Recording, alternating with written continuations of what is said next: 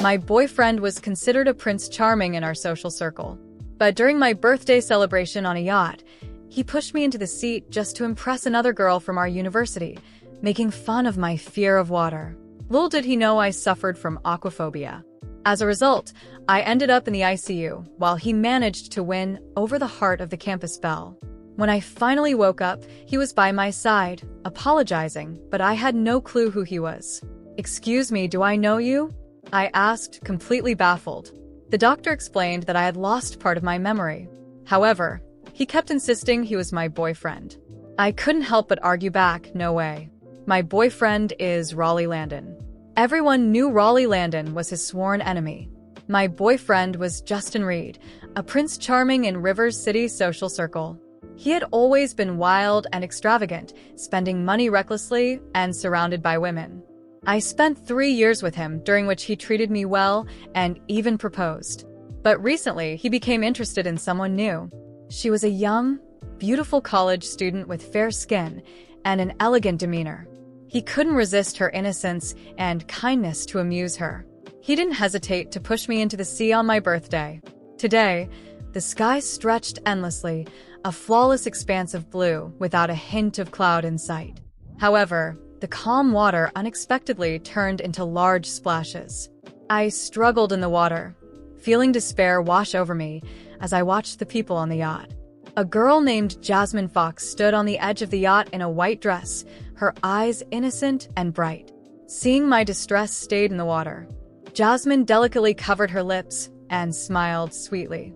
Her smile was captivating. Justin also joined in the laughter. He was smiling brightly, and even his worried expression eased up a bit. By the time he heard my cries for help, I was already sinking. The sensation of drowning was suffocating. I had nearly drowned as a child, and ever since I'd been terrified of water. I hadn't wanted to celebrate my birthday on a yacht, but I couldn't resist Justin's persuasion. However, when I arrived on the yacht, I found not only our usual friends, but also a beautiful stranger. Justin doted on her, serving her drinks and fruit, even giving her the first slice of cake. His attentiveness, which he hadn't shown me in a long time, struck me as odd. I immediately sensed something was wrong, but I never suspected him. It wasn't until he pushed me into the sea that it hit me. Justin had a change of heart. He watched me slowly sinking leisurely, lifting his sunglasses onto his forehead, squinting as he looked at me, struggling in the water, and began to mock. "Stella, are you really that helpless in the water? Quit pretending. Just come up already. Jasmine finds you entertaining enough. No need to keep up the act." The mocking laughter was grating. "Justin, it seems like she really can't swim." Someone yelled out after sensing something was amiss and swiftly tossed a lifeboat to me. But by then my body was already sinking. "Save her, Stella." The scene was chaotic, and several people worked together to rescue me onto the yacht. But even after several rounds of CPR, I didn't wake up. My body gradually grew colder. Justin started to panic, hurriedly taking me to the hospital and rushing me into the emergency room. There, doctors worked tirelessly for over 2 hours before managing to revive me. Justin breathed a sigh of relief upon hearing the doctor say I was out of immediate danger. If things had taken a turn for the worse, he would have been labeled a murderer. While he enjoyed having fun, he certainly didn't want to wind up behind bars. It wasn't until the next day that I woke up in the hospital bed. As I looked at the ceiling and caught the lingering scent of disinfectant, confusion welled up in my eyes just as I moved. A throbbing pain shot through my head. I lifted my hand to my forehead, grunting softly. Justin, who had just returned, spotted me awake and hurried over, gripping my hand eagerly. "Stella, you woke up at last. When you were unconscious the whole night, I feared you might never open your eyes again." I jerked my hand back, suddenly staring at him with suspicion while furrowing my brows. "Who are you?" "Stella, are you joking? I'm your boyfriend, Justin Reed." Justin grabbed my hand again and laughed. However, as he looked into my fearful eyes, mistaking my distress for pretense, his tone gradually grew impatient. "It was wrong of me to push you into the sea, but there's no need for this. You're fine now, aren't you? Boyfriend? What nonsense are you talking about? My boyfriend is Raleigh Landon." I abruptly pulled away from his grasp, clutching a pillow in front of me, glaring at him with sharp, wary eyes. I had no idea who he was. What? Who did you say is your boyfriend? Justin's eyes bulged with anger, and he slammed his fist on the bedside table. Raleigh was his archenemy. Ever since childhood, he had consistently been defeated by Raleigh, nurturing a profound hatred for him that he couldn't even articulate.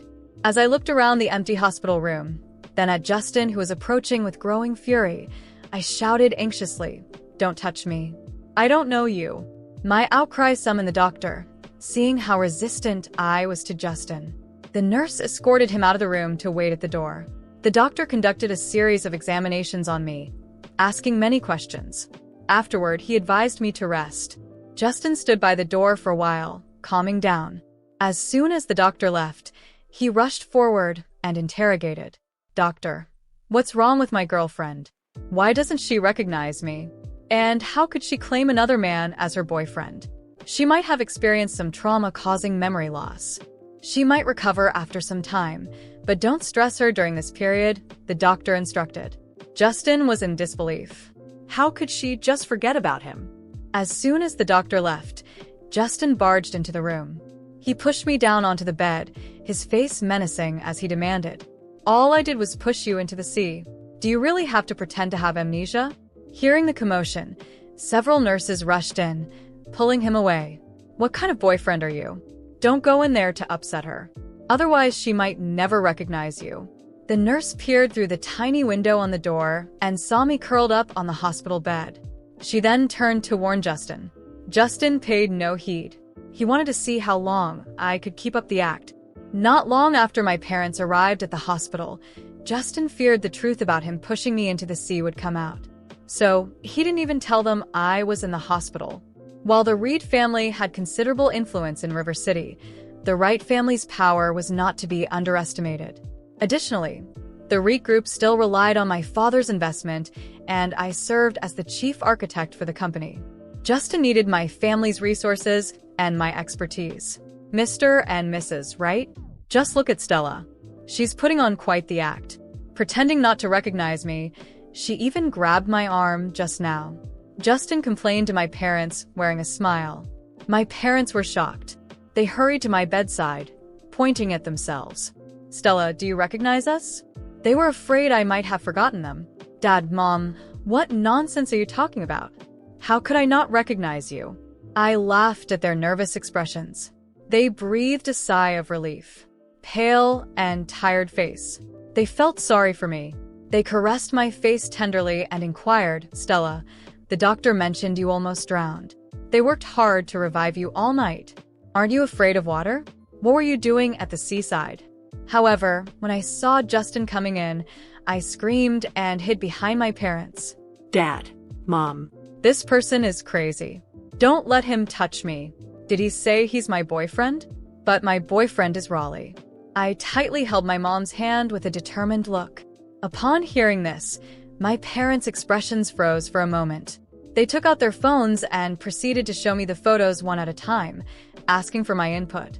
It became evident that I had simply forgotten about Justin and only recognized Raleigh. Jasmine, however, didn't seem to care at all. On the day I was discharged from the hospital, he went to invite Jasmine to dinner. He repeatedly asked Jasmine out, and she finally agreed to go out with him. This time, without any hesitation, he immediately drove to pick her up. His luxurious car attracted a lot of attention at Jasmine's school. Upon getting into the car, Jasmine cast a brief glance at Justin, maintaining her pure and angelic demeanor. She then softly asked, "Is your girlfriend all right? What could happen to her?" "She's lucky to be alive," Justin replied with a hint of flattery. During the whole afternoon, Justin took Jasmine to several luxury stores and spent hundreds of thousands of finally. He took her to the most expensive restaurant for a candlelit dinner. However, when Justin dropped her off at the school gate, she refused the luxury goods he offered. Justin couldn't resist being drawn to this type of girl. His emotions lingered, and he felt the passion reigniting. Later that evening, he took his friends to the bar to celebrate. Someone congratulated him and wished him to win over Jasmine. Soon, however, his good friend Jackson Daves frowned. "Justin, aren't you about to marry Stella? Isn't this unfair to her? Moreover, she had just been discharged from the hospital. Shouldn't you be accompanying her?" Jackson reminded upon hearing this. Justin raised his eyebrows lightly, chuckled, and said indifferently, "When else should a guy have some fun, if not before marriage? Besides, I've been restraining myself for 3 years. It's not often I can find someone so compatible. So let me enjoy this, all right?" His tone was very casual. After the confusion at the hospital and Justin's persistence in trying to make me remember who he was, things started changing in subtle but disturbing ways. Although I couldn't comprehend how someone could be so cruel as to push me into the sea, I knew there was something darker behind his actions. The feeling of insecurity consumed me, especially when I recalled the way he now looked at me, full of anger and frustration. Even though my parents tried to reassure me, there was something they didn't know, something I couldn't figure out myself. That night, after everyone left and I was finally alone in the hospital room, I started having flashes of memory. Small, disjointed scenes from moments I couldn't understand. A heated argument between Justin and a man I didn't recognize. A black car parked in front of my house for several nights in a row. Justin on the phone, talking to someone about a deal that seemed to involve him much more deeply than I could have imagined. These memories came in fragments, but I knew there was something being kept from me. And it wasn't just the betrayal with Jasmine or the push into the sea. There was a deeper conspiracy unfolding, something Justin was desperately trying to keep hidden. A few days later, when I was discharged from the hospital, my house felt different. A sense of discomfort surrounded me, as if the walls had ears and the hallways held secrets. My parents were concerned about my condition, and while they tried to be attentive, there was an undeniable tension in the air that I couldn't ignore. Justin had stopped showing up in person, which at first was a relief, but something told me he was still involved, just waiting for the right moment to act. A week after my return, I received an anonymous message on my phone. The screen glowed in the darkness of my room, and the message simply said, "You don't know the truth. Find Raleigh." My heart raced. Raleigh, the name I had mentioned in the hospital but made even less sense now. I barely remembered him, only a feeling that he was important to me. Somehow, he seemed to be the key to understanding everything.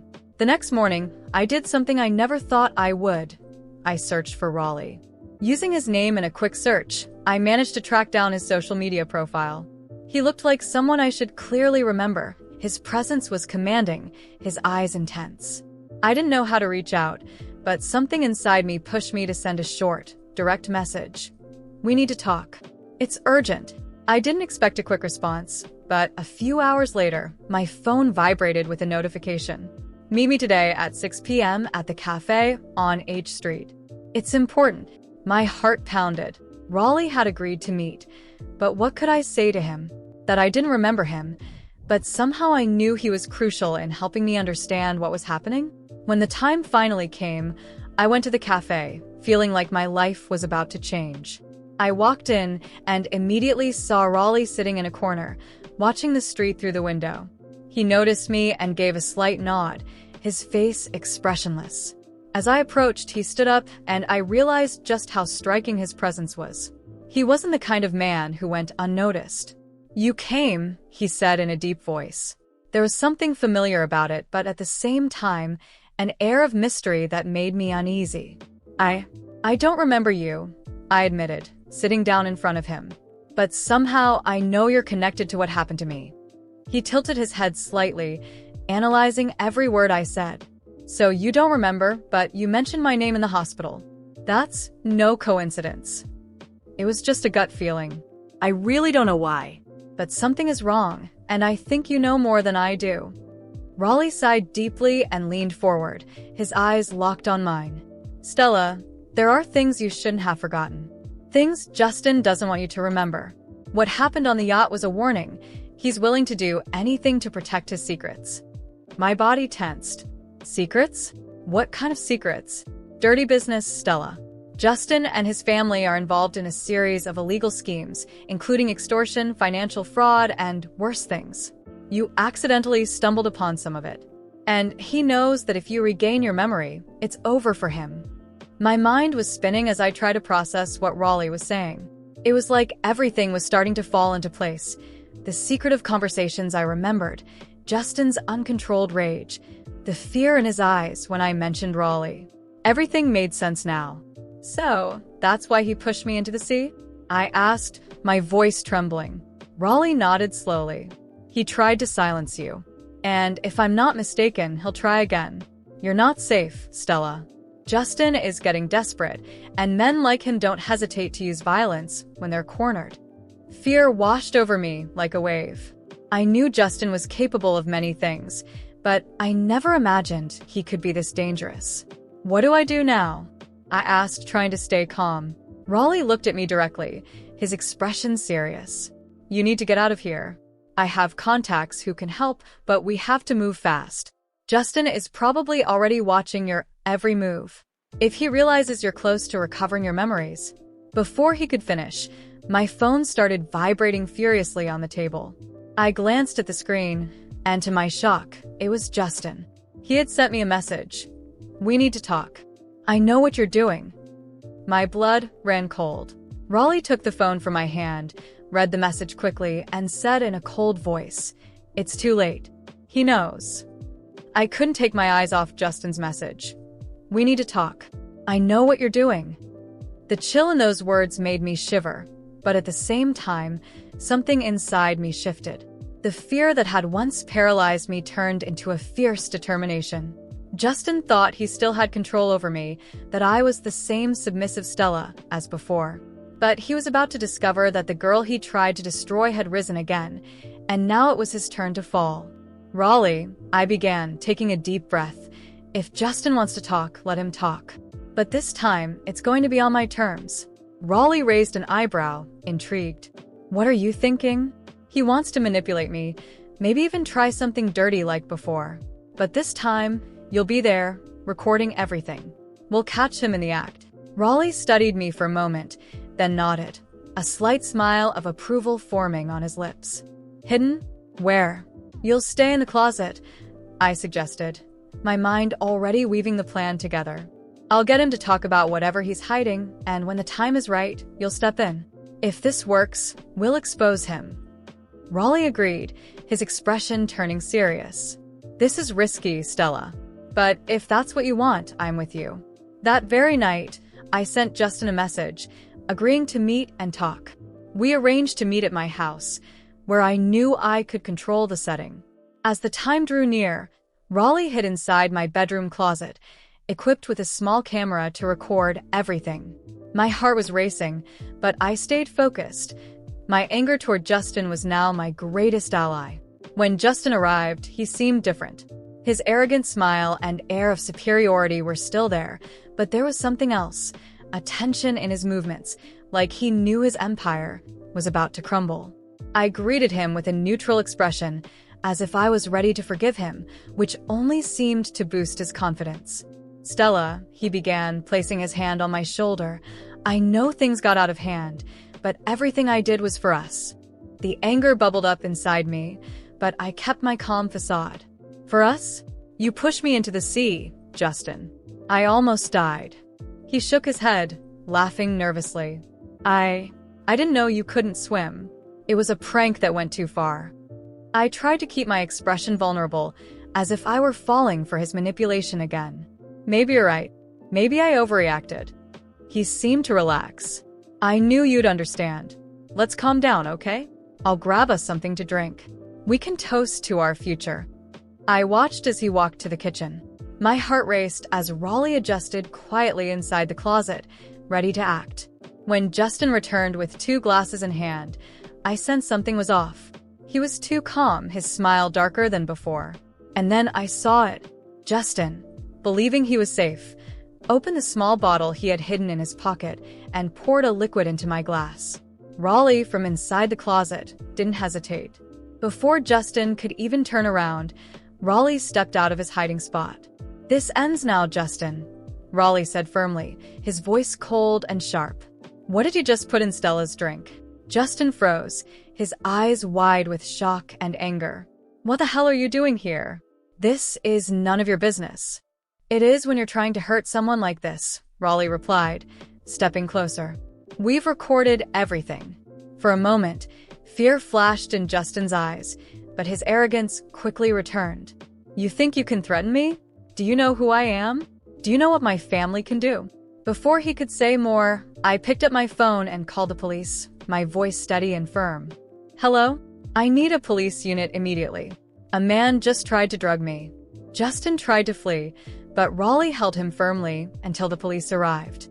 When they finally took him away in handcuffs, the desperation in his voice was evident. You can't do this. My family will destroy you. You'll regret this. As I watched him being taken away, everything came flooding back. I remembered the schemes, the shady conversations I overheard Justin having, the illicit deals involving his family, financial fraud, money laundering, extortion. Every piece of the puzzle clicked into place. Raleigh looked at me, concerned. Are you okay? I nodded. I remember everything now, Raleigh. All of it. Justin's dirty schemes and his family's crimes. I'm going to report them. And that's exactly what I did. With all the information and evidence Raleigh and I gathered, I took the case to the authorities. The investigation moved quickly, and soon, not only Justin but his entire family were in custody. Financial fraud, bribery, extortion, everything was uncovered, and the Reed family empire crumbled. As I watched the news of their arrests on TV, I felt a mix of relief and power. They had tried to destroy me, but now they were the ones falling. And for the first time in a long time, I felt like I had finally taken control of my life again.